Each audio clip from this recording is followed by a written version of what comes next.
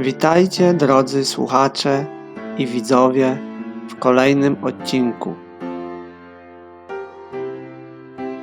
Polacy na Kremlu. Bitwa pod Moskwą w 1612 roku. Burzliwy okres Dymitriad doprowadził, że Rzeczpospolita zainterweniowała zbrojnie w państwie moskiewskim. Gdy król oblegał Smoleńsk, hetman polny koronny Stanisław Żółkiewski na czele skromnych sił pobił wojska carskie pod Kłuszynem.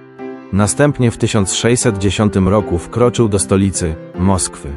Garnizon Rzeczpospolitej utrzymał się na Kremlu do 1612 roku. Wspomniane 2 lata obfitowały w szereg wydarzeń. O tym w poniższym odcinku.